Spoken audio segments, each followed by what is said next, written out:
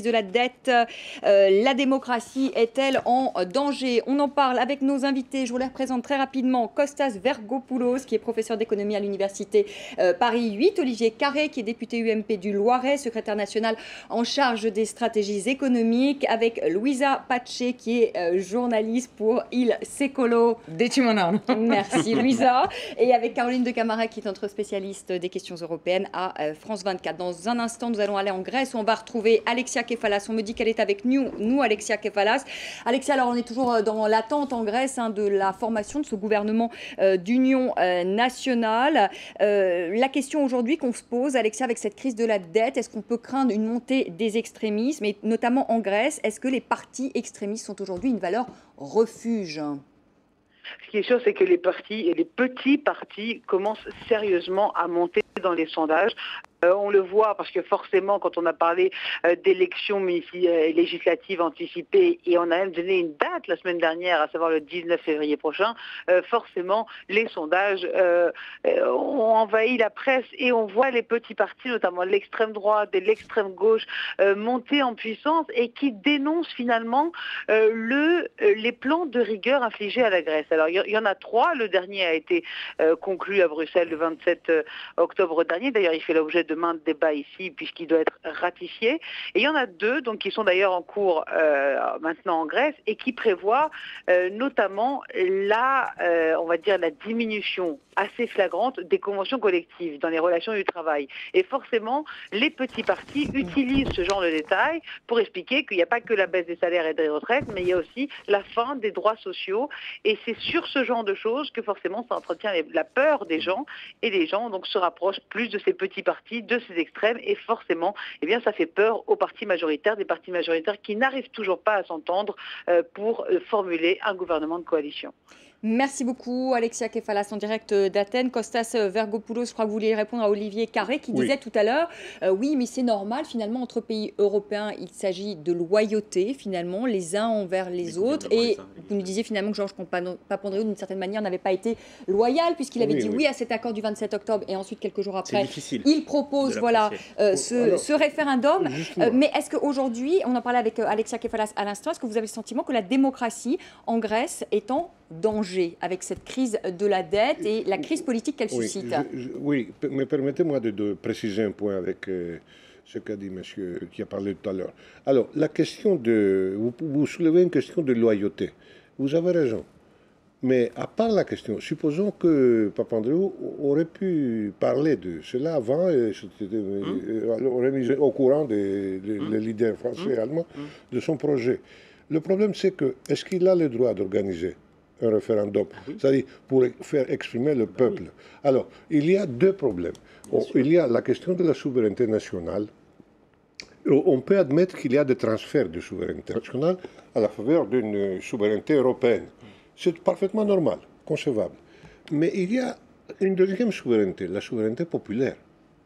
Les peuples ont-ils le droit de s'exprimer, oui ou non, sur des choses qui concernent leur vie au plus fort, au plus profond?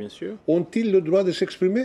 C'est une question de loyauté si le peuple s'exprime, et doivent-ils s'exprimer toujours dans un sens et pas dans un autre? On pourrait dire qu'ils vont s'exprimer, les Grecs, à l'occasion des prochaines élections aussi. Absolument. Voilà, ça sera en février normalement. Oui, c'est pas le même sujet. Mais je vais dire. Et la question, c'était de savoir s'ils devaient faire le référendum avant d'aller. Moi, c'est la question du mandat. C'est pas du tout la question de la... Oui, très rapidement, parce que je dois donner la parole à Louisa Pache. Il y a un problème plus grave. On a créé des banques centrales indépendantes. La Banque de France, elle est indépendante. La Banque centrale, la Bundesbank, la Banque centrale européenne, elle est indépendante. On a dit pour qu'il n'y ait pas d'émission, pas d'ingérence de gouvernement et de politique dans les affaires de la banque.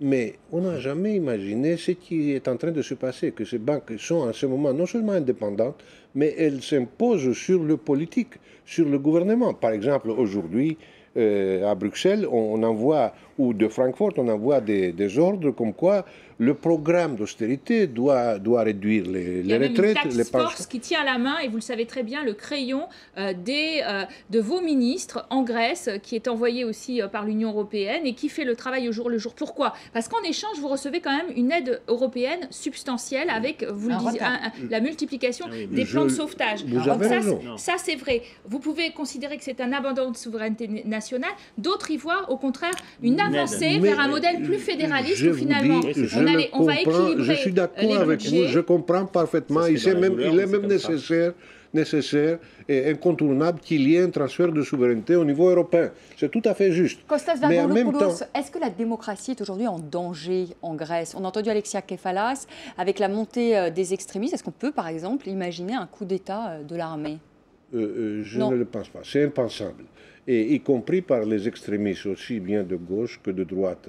Ils ne sont pas vraiment une menace. Ils s'agitent dans des marges tout à fait insignifiantes de la société. Je ne pense pas qu'il y a danger. Mais par contre, il y a un danger d'en haut, c'est-à-dire des instances européennes qui imposent des dictats. Alors, ça, ils n'admettent pas la discussion. Des dictats non négociables.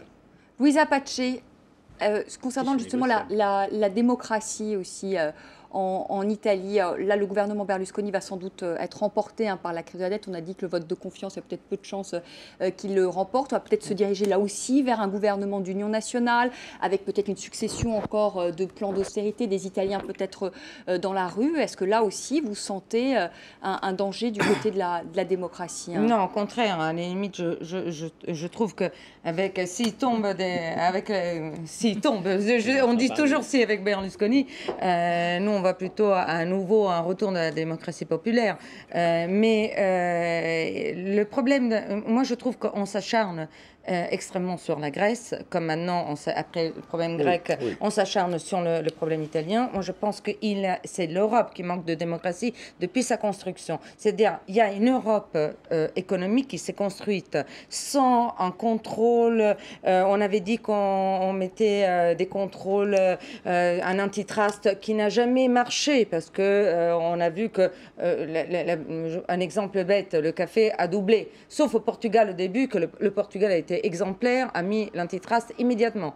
Après, ça s'est perdu en chemin. Mais je veux dire, il y a le problème de la démocratie, c'est en Europe. Il y a des peuples qui souffrent, et tous les peuples souffrent. Moi, je viens de terminer un dossier sur la pauvreté en France, et je pense que le gouvernement Sarkozy n'a aucune leçon à donner. Et je ne le dis pas parce que je suis en France.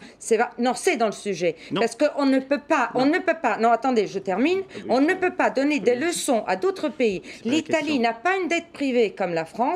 On ne peut pas aller parler au G20 et donner des leçons à la Grèce quand on a des gens qui meurent dans la rue en même temps. Et alors là, je dis, la démocratie... Non, ne me faites pas un discours politique, parce que... J'en entends un, alors c'est pas le sujet, mais qui est faux. Alors je vous le fais. Non, c'est pas faux, les chiffres sont là. Non, ils sont faux, le surendettement français est très élevé, et un des plus élevés, La prochaine fois, je vous amènerai les dossiers, parce que j'étais dans la rue et j'étais voir ces choses-là. Je suis un journaliste de terrain. Et donc, il n'y a pas deux pays qui doivent donner des leçons à une Europe de 27, il y a des leçons qui sont en train de donner. C'est très grave ce qui est en train de se passer. Donc il manque une démocratie européenne. Olivier Carré, c'est vrai, on peut peut-être poser la question que vous posez Louisa Pace, c'est-à-dire par exemple que la dette de la France est de 1700 milliards d'euros, celle de l'Italie est de 1900 milliards d'euros. Oui, pas pour le même PIB. Pas pour le même pays, 85% pour la France, 120%. C'est-à-dire la moitié de plus. Et quand on ajoute mais est-ce que la France est en position de faire des leçons finalement à ces pays, à la Grèce, à l'Italie? Je parle de la Grèce, du Portugal, de l'Espagne. Olivier Carré, on laisse répondre Olivier Carré. Simplement. Moi, je pense qu'aucun pays n'a à donner de leçons aux autres. La seule chose, c'est génial. La seule chose, non, mais absolument. Et la preuve, c'est que hier, on a eu l'annonce d'un plan d'austérité extrêmement important au niveau du gouvernement. et que si jamais la France estimait qu'elle avait des leçons à donner à l'ensemble, elle se serait exemptée elle-même des efforts qui sont faits. J'ajoute que sur le plan politicien, puisque vous avez abordé ce débat-là, on le fait 6 mois avant les élections, c'est-à-dire au pire moment sur le plan électoral, et d'autres gouvernements, dans leur temps, ont essayé de faire l'impasse sur ce qui est un devoir de vérité. Donc, de ce point de vue-là, il n'y a pas de leçon à donner. On n'a pas non plus à en recevoir. La seule chose sur laquelle on n'a pas non plus à en recevoir, c'est qu'à partir du moment où des pays fonctionnent avec des aides... On n'avait pas trop le choix. Vous dites que c'est courageux ce plan de rigueur. La vérité, c'est que notre AAA est menacé, que si on le perd au mois de janvier, si Nicolas Sarkozy le perd au mois de janvier, ça ne sera pas très bon pour l'élection présidentielle. Sur l'histoire du AAA, encore une fois, il faut lire il faut lire l'intégralité du communiqué. Et ce qui est dit par Moody's, c'est qu'au cas où la crise grecque tourne mal, etc., enfin la crise des dettes, il n'y a pas que la Grèce, tourne mal, à partir de là, elle met sous surveillance avec une application ce qu'on appelle un biais négatif sur le plan technique, qui doit aboutir vers l'été, donc c'est pas aussi drastique que ça. Et la deuxième chose, c'est que de toute façon, le gouvernement, depuis 2007, fait un certain nombre d'efforts, justement, pour réduire un certain nombre de dépenses publiques. Alors, je sais, c'est même critiqué par une partie de son opposition. Ceci étant dit, on a raison de le faire et il faut accélérer les choses. Donc c'est ça qui a été décidé. Mais la chose qui est importante, c'est que il y a une souveraineté qui existe à travers les parlements de chacun des pays, justement. C'est ça qui me paraît important, on l'a vu tout à l'heure sur l'Italie. Et la difficulté, c'est aujourd'hui d'organiser un schéma de fonctionnement, un schéma fédéral, entre guillemets, mais qui n'est pas fondé de la même façon que l'ont été les grandes fédérations qui se sont construites au XIXe siècle. Parce que chacun des pays européens... Mais un schéma fédéral avec égalité, c'est-à-dire que chaque pays a une voix. Je rappelle que chaque pays a une voix. C'est même le principe de l'unanimité qui pose un problème. Comme disait M. Orwell à l'époque, les animaux ne sont pas tous égaux entre eux. Dans le Conseil européen, à 27 maintenant, on sent bien qu'il y a les 17 d'un côté, puis il y a le couple franco-allemand qui mène. Moi, la question que je pose, elle est plus fondamentale. Aujourd'hui, on sait que ce que souhaite ce tandem franco-allemand, qui est leader, quand même, il faut dire, puisque ce sont les deux plus grosses économies de la zone euro. Ça a une certaine logique. Ce qu'ils souhaitent, ce sont beaucoup des gouvernements, ils l'ont dit dans le cas grec, de coalition, des gouvernements les plus larges possibles, une sorte d'union nationale autour de la résolution de la crise de la dette, ou en tout cas, c'est l'impression qu'ils ont donnée dans le cas grec, de demander à l'opposition de venir faire alliance pour voter au moins ces plans de sauvetage. Ça a des effets pervers aussi, parce que vouloir finalement une union nationale autour de cette dette qui est très impopulaire auprès des peuples, ça booste finalement les extrêmes. Et c'est ce qui est en train de se passer. On rejette c'est la raison pour laquelle ils ne le demandent pas. Simplement, si je puis me permettre, ce qui s'est passé, je ne connais pas bien et je ne connais pas bien la politique intérieure grecque, donc vous m'en excuserez par avance. Mais ce que je pense avoir compris... Faites très attention.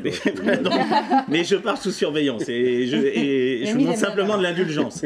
Simplement, ce que j'avais compris, c'est qu'il y avait justement une certaine obstruction de la part des partis de l'opposition par rapport aux différents plans. Et qu'ils pouvaient jouer justement du fait qu'il laissait le gouvernement grec se débrouiller lui-même en réclamant justement son renversement. C'est l'opposition. Voilà, exact. Non, c'est pas vrai. Mais vous avez en Espagne, il y a encore un clivage. Vous avez en Espagne, par exemple, une opposition qui a soutenu le gouvernement dans toute une série de votes qui étaient des votes absolument cruciaux. Chez Angela Merkel, c'est pareil. Nous, on a beaucoup regretté que l'opposition ne nous suive pas sur la question de la règle d'or, mais je comprends, comme vous dites, c'est l'opposition, je comprends. Mais simplement, justement, c'est ça qui était mis en avant, sachant qu'il est difficile de dire, compte tenu du fait que c'est la dette. La dette, par définition, c'est l'accumulation ou d'erreurs de gestion ou de défauts sur des années. Ça veut dire qu'il y a des gouvernements de droite ou de gauche, qui sont chacun responsables d'une partie du problème. Et donc, pour se lancer dans la résolution, c'est bien qu'il y ait un soutien de l'ensemble à celui qui est en charge. Oui, mais alors après, c'est pas forcément pour autant qu'il y a un gouvernement de coalition. C'est pas la même chose. Est-ce qu'on n'est pas en train de créer de nouveaux clivages? On dit il faut que tout le monde soit derrière la résolution du problème de la dette, tous les partis démocratiques, etc. Et puis dans ces partis démocratiques, alors on va prendre la grande droite et la grande gauche, va se former un nouveau clivage, et ce nouveau clivage, cette ligne de partage, ça va être pour ou contre l'Europe. C'est-à-dire, oh là là, tout est de la faute à Bruxelles. Pour ou contre l'euro. Il faut. C'est pas pareil compte tenu de ce que j'ai dit, ce que je me suis permis de dire tout à l'heure sur la souveraineté. Sortir de l'euro et éventuellement sortir de monnaie. Donc ça va être le vrai clivage aujourd'hui, ça va être pro ou anti-européen finalement. Un point, je réponds à vous deux. Au fond, comme l'a dit ma voisine, on s'acharne, les créanciers s'acharnent contre les débiteurs. On dit Les marchés s'acharnent contre les pays aussi, on oui, pourrait dire. on dit ils sont de fainéants, ils sont de pas crédibles, tout ce que vous voulez, des voleurs, des profiteurs. Mais tout ça pour une seule raison, pour cacher le fait qu'eux-mêmes ne disposent pas des plans de gestion de la dette au niveau européen. Alors, la gestion de la dette européenne n'existe pas, ni d'émission de eurobonds, qui aurait été la meilleure solution. Mais non, c'est de la boule.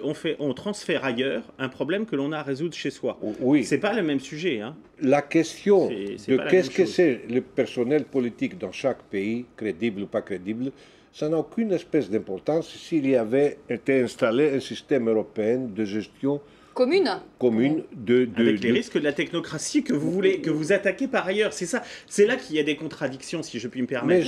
Parce que justement, c'est ce qu'on peut reprocher à la communauté, c'est d'avoir justement été laxiste sur toutes ces choses.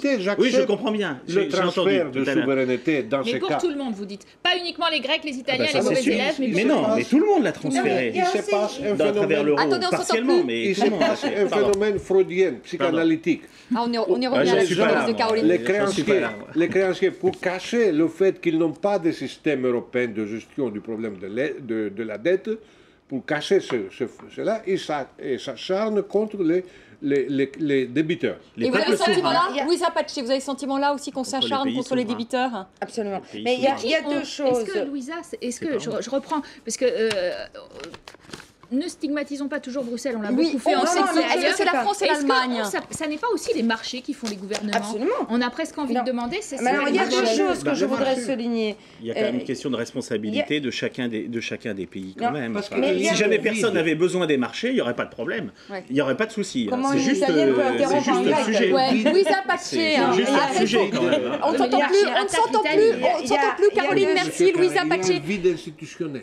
Il y a deux choses. Il y a une évolution rapidement, parce qu'on arrive au terme de ce débat. Il y a deux choses que je vais dire très rapidement.